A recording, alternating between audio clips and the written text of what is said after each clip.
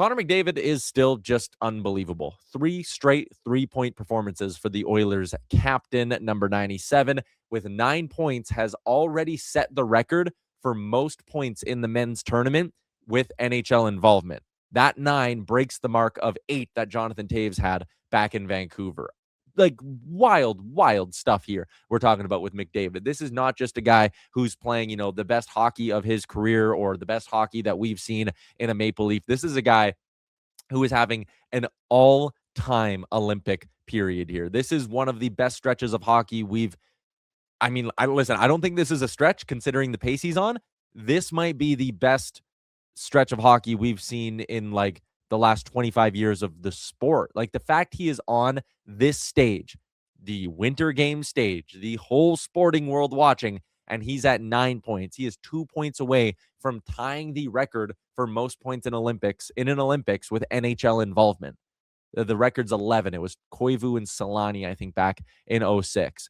Man, 2 points away, and he's still got at least a quarterfinal game to do it. And again, they're probably playing Czechia or they are playing Czechia or Denmark. One of those teams he already has a 3-point performance against, and now the stakes are going to be turned up even more, and Connor McDavid's going to be even more charged up. Like, the odds would tell you he is going to tie the record in the quarterfinals at a minimum, and at the latest, the semis, he will have set the record for the most points by an NHLer in one Winter Games.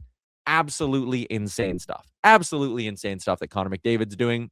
And a big part of it, as he had said, can we trade Jari and Mangiapane for Celebrini? McDavid is making Celebrini look good. 97 doesn't need anyone to make him play good. Okay, I'll disagree with you a little bit here. Let's not ignore what Macklin Celebrini is contributing here. Everyone was talking about how Tom Wilson, you need him for the forecheck and the physicality. Okay, let's go back and watch these games, and full marks to Tom Wilson, who I think's been great, and we'll talk about the fights and all of that kind of stuff. Yes, but Tom Wilson's been awesome. Go watch and keep watching going forward how often it's Macklin Celebrini as the first forward on the forecheck. When you're watching the game, make a conscious effort to say, how often is Macklin Celebrini the F1, the first guy getting in there when Canada dumps in the puck? It's a lot. This guy forechecks like an absolute demon. Tom Wilson, again, has been great. And then to the point on Connor McDavid, like, yes, I agree that Connor McDavid doesn't need anybody to make him look good. You could put any 2 players on Team Canada with Connor McDavid, and the results would probably be pretty decent. Again, though, we can look back to Four Nations last year, and we can look back to Sidney Crosby in 2010.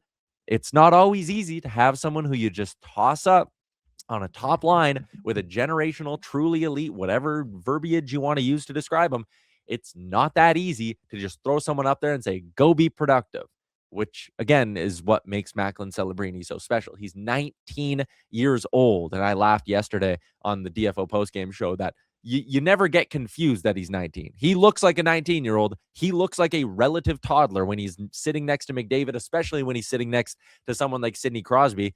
But I don't think you can just say, oh, anyone would be good with McDavid, because we've seen in the past that it's not true, and we've really never seen a player at the best on best level in these last 2 events now that we've seen Connor McDavid at. I suppose you could go back to the World Cup when he was on Team North America, but that doesn't really count.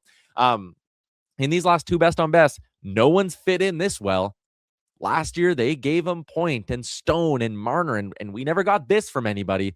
And that speaks to how truly special Macklin Celebrini is. And listen, this is not a new thing. This isn't, I'm refusing to call this a coming out party for Macklin Celebrini, because if you're someone who's paid attention to the sport for the last 4 or 5 months here, if you paid attention to the sport last year in his great rookie season, but this year, if you've been paying attention, and I think there's maybe a lot of people on the East Coast in the Eastern time zone who don't stay up late and aren't watching the San Jose Sharks play hockey as much as maybe we are watching the Pacific Division as closely as we, a collective fan base, do. I was someone who was very vocal heading in, basically since Christmas time, January. I was pulling up the numbers. Macklin Celebrini was the MVP when the league took a pause for the Olympics. I think he's way more valuable to the Sharks than McDavid is to the Oilers and McKinnon is to the Avs. McKinnon has Makar, McKinnon has Natchez, McKinnon has all these guys. McDavid, again, he has Draisaitl, he has Hyman. Look at the production spike in McDavid once he got Zach Hyman back in the lineup. Like, they have help. They're still the 2 best players on the planet. I'm not saying Macklin Celebrini's overtaken that throne from either one of them.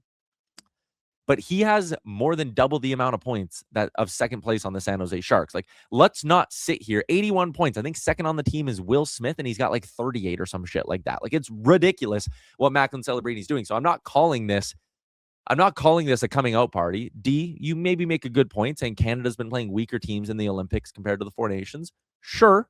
And when the tests get harder, again, maybe we'll see some things change and some players not quite be as dominant. But what I've seen from Macklin Celebrini is just him sending a message to the hockey world and stamping that, like, I am a true superstar. He is, and I see someone asking it, are you going to have the Connor Bedard, Macklin Celebrini conversation? There is no conversation. Connor Bedard's having a great season in Chicago. I think Connor Bedard probably could have been on this Olympic team and probably could have been fine. I don't think Connor Bedard would do this. I don't know if he has this sort of a level to him. I don't know if he has this level of versatility to him. Like, again, Macklin Celebrini, they flip him onto the wing, and he's just magical with Connor McDavid. No moment's too big for him. Goes out there for the penalty shot, doesn't even think twice, buries it. They did the really good segment on the panel with BX and them where they showed all the times where he's beaver tapping and yelling for the puck from Connor McDavid, like a 19-year-old kid on the stage of the Winter Games, playing with the best player in the world. His first time doing true best on best in a Maple Leaf sweater. First time wearing the Maple Leaf jersey. I guess he did the World Championships last year. And this guy's not afraid to call for the puck from Connor McDavid. Like, it's unbelievable. Andrew, I like this point. Simplistic comparisons, not direct. Macklin's more McDavid, Bedard is more Matthews. I think that's honestly probably fair. Connor Bedard's a great player. I think Connor Bedard will win an MVP at some point in his career. I think Macklin Celebrini will win MVPs, plural, in his career. He's that damn good, and these Olympics are showing it to the entire world that if you were sleeping on him for the first few months of the season and not totally buying into whatever, buy in now. Buy your Macklin Celebrini stock. The best way to do that is probably go to Bet365, bet on him to win the Hart Trophy.